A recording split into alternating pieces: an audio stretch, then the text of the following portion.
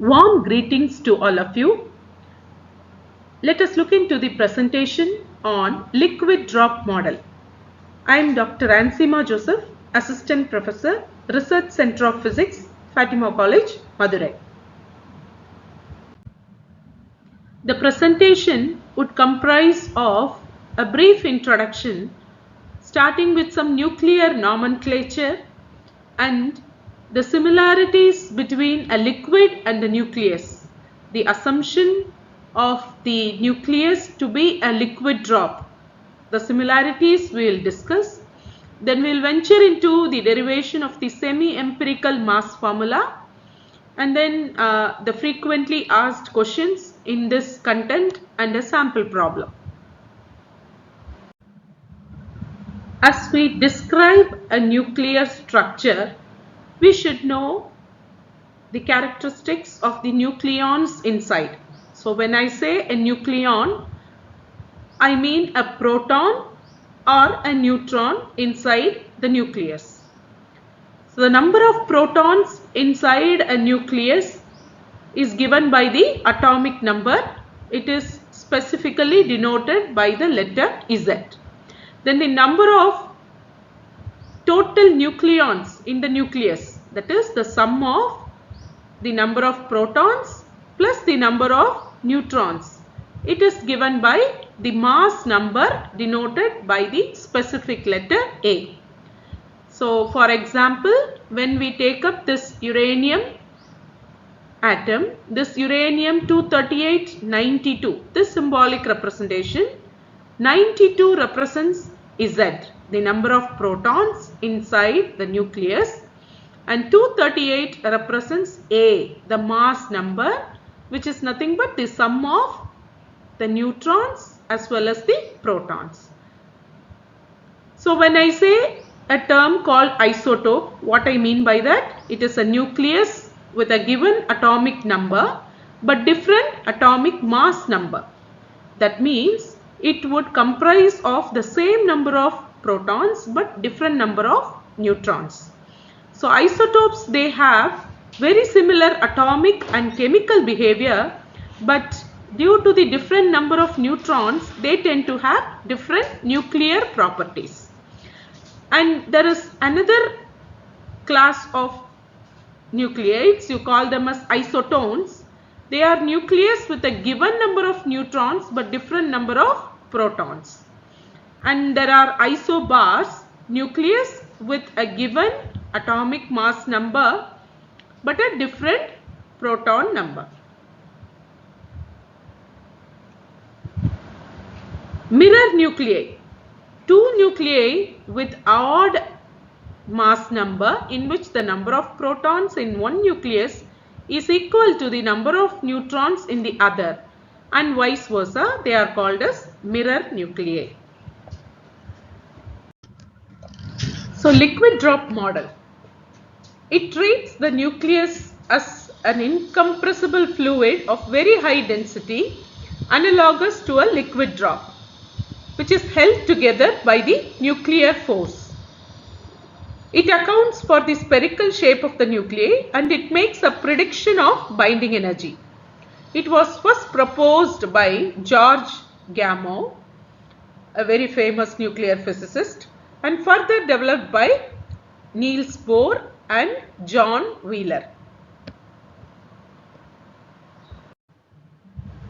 So, in the liquid drop model, we begin with saying that the nucleus is considered very similar to a liquid drop. So what are the similarities? The first one is based on the force which holds together the molecules inside a liquid, which is nothing but the surface tension force. And similarly, we have the nucleons which are bound inside the nucleus by a nuclear force. So the nuclear force is very much analogous to the surface tension force. And as we look into the behavior of the nucleons inside a nucleus, they tend to behave in a manner very similar to that of the molecules inside the liquid. The density of the nuclear matter is almost independent of the mass number, which is a characteristic very similar to that in liquid drop. And as we think of the constant binding energy per nucleon, it is analogous to the latent heat of vaporization. And if we think of the disintegration of the nuclei by emission of particles leading to the nuclear fission or the radioactivity, we have the evaporation of molecules from the surface of the liquid in the liquid drop. The energy of the nuclei can be treated analogous to the internal thermal vibrations of the liquid drop molecules. And as we think of the absorption of the barionic particles by the nucleus, we can treat them corresponding to that of the condensation of the liquid drops. Thus, we have these many similarities as we compare a liquid drop and nucleus.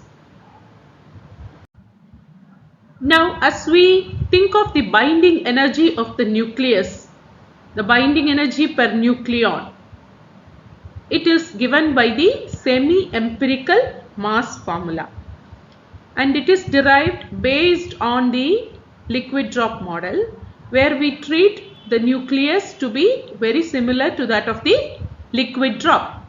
So the binding energy which bounds together the nucleons inside the nucleus can be expressed as the sum of a number of terms: volume energy, surface energy, Coulomb energy, and very later two other energy contributions: asymmetry energy and pairing energy. So now let us describe one by one. So what is volume energy? So we start by assuming that the energy associated with each nucleon bond has some value U. So this energy, usually you treat them as a negative quantity because attractive forces are involved. But as we consider it as a binding energy, it is considered a positive quantity for convenience. So each bond energy is shared by two nucleons. Therefore, the binding energy total contribution U will be shared by two nucleons. So we will get U by 2. Now, when we have an assembly of spheres of the same size packed together into the smallest volume, as in case of a liquid drop. So the liquid drop assumes the spherical shape of smallest volume. So here the nucleons, they assume into an assembly of spheres. So each interior sphere will have 12 other spheres in contact with it. Therefore, each interior nucleon will have a binding energy share of 12 into 1 by 2, so 6U. So if we consider a total number of A nucleons, mass number A, then the total binding energy of the nucleus would be 6AU. So this is the volume energy term, the term 1 in the semi-empirical mass formula.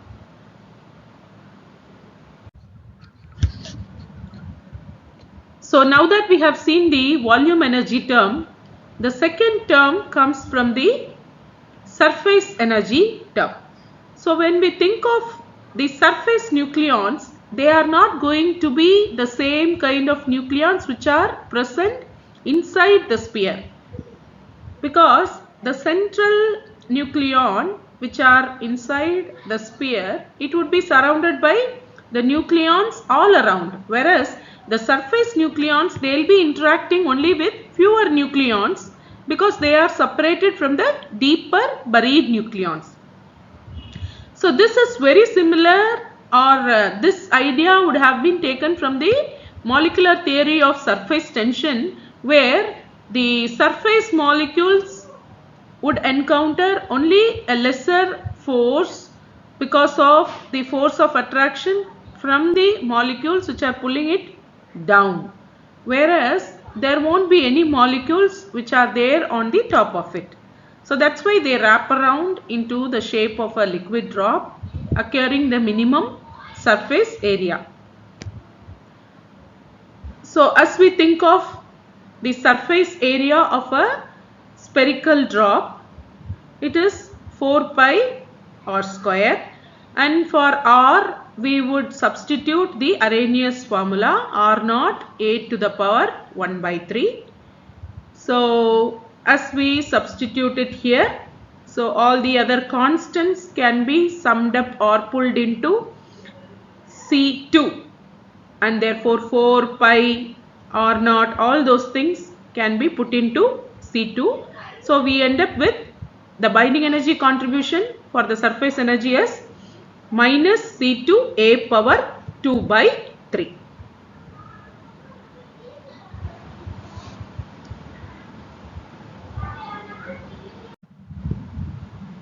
So as we look into the third term, it comes from the Coulombic force. So when we think of a nucleus, we are going to have nucleons, that is protons inside, which are all positively charged. So when we have positively charged protons residing inside a nucleus, naturally we would encounter a kind of repulsive force between the positively charged protons, that is the Coulombic force of repulsion, and it would be much lower than the strong force, yet it would weaken the binding. So what would be the Coulombic contribution, Coulombic force of repulsion between the protons? So we can have it as K into Coulombic force, K q square by R, that is the formula. So here charge is given by the proton, Z number of protons.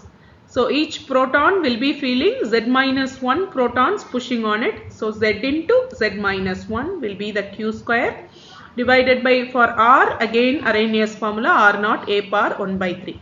So all the constants will be pulled into C3, and we will have the contribution from Coulomb term as minus C3 Z into Z minus 1 divided by a power 1 by 3. And this negative sign is because it is going to be against the binding energy. So negative sign, it is going to weaken the binding energy.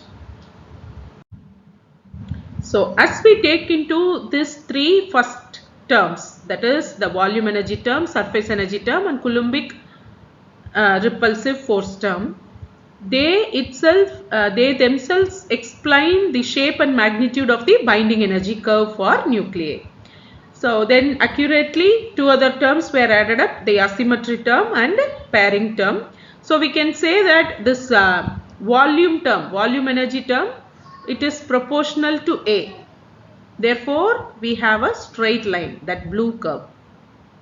And then as we think of the surface energy term, so surface energy term is A power 2 by 3. Then we have Coulomb energy A power minus 1 by 3. So as we plot them against A, so we end up with a total energy curve like this. So this is very much similar to the binding energy curve obtained from the experiments. So this is the semi-empirical mass formula which we have seen. So which gives an account of the binding energy in terms of mega electron volt, we can say that, and there will be a contribution from volume energy, surface energy, Coulombic energy, and then asymmetric energy and pairing energy. So this is the content of the liquid drop model. Now that we have seen what are the frequently asked questions in this content. So there could be a quiz question like who proposed the liquid drop model and who developed it, and what are the assumptions of the liquid drop model, where you have to say about what the force, the existing surface tension force and the nuclear force, latent heat of vaporization, and the nuclear binding energy, and then we have this. So all those similarities could be described as the assumptions of the liquid drop model. Then what are the limitations of the liquid drop model? The major limitation is the very high stability of certain nucleides which have got a very specific number of protons and neutrons. That is the magic number description. The accountability for the stability of nucleates with magic number of protons or magic number of neutrons, or either both. That couldn't be described with the help of liquid drop model, and that serves as the limitation of liquid drop model. Thank you.